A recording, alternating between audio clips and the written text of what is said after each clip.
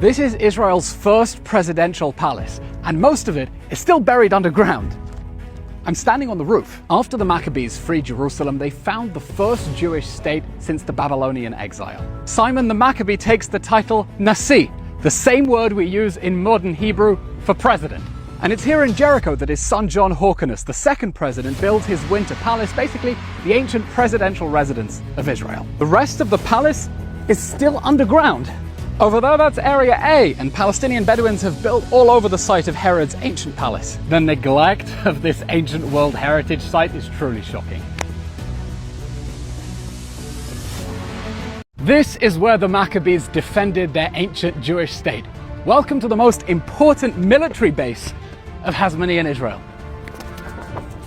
Take a look at this ancient column here. This would be in a museum. After the Hanukkah rebellion, Simon the Maccabee becomes the first leader of an independent Jewish state in centuries. And right here above Jericho, he builds his first military fortress, one of 8 Maccabee desert fortresses to defend their kingdom from invasion from the east. Israel's security challenges haven't changed in 2,000 years. Now here's the tragedy. Because of a mistake during the Oslo Accords, this ancient Jewish fortress ended up in Area A, under full Palestinian control, like Jericho behind me.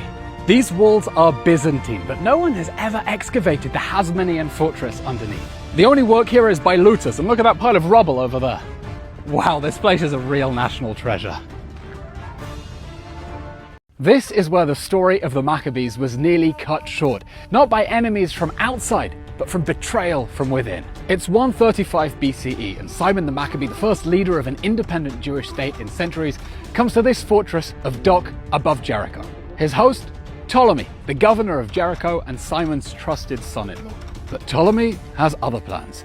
He's been promised power by the Seleucid king Antiochus VII if he assassinates the ruler of Judea.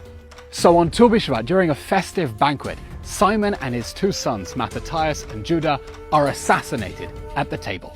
Only one son survives, John Hyrcanus, and he marches back from Jerusalem to avenge his family. It's from right here that John lays siege to the fortress of Doc, and Ptolemy, desperate, puts his own wife, Simon's daughter, on the walls to use as a human shield. John refuses to keep shooting, and he lets Ptolemy escape across the Jordan, a traitor, but never a king. The Hasmoneans had fought too hard for Jewish independence to let political violence destroy their kingdom. Yet.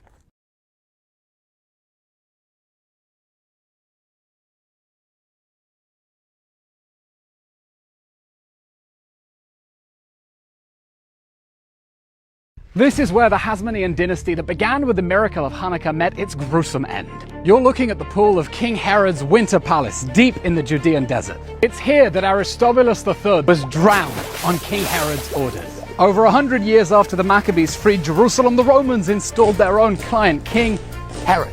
But he's the son of an Idumean convert and a Nabatean Arab princess, and the people do not accept him as king of the Jews. They prefer Aristobulus, the heir of the Hasmonean dynasty. So King Herod brings him here for a royal feast, and right here in this pool, his goons hold Aristobulus under the water until he stops breathing.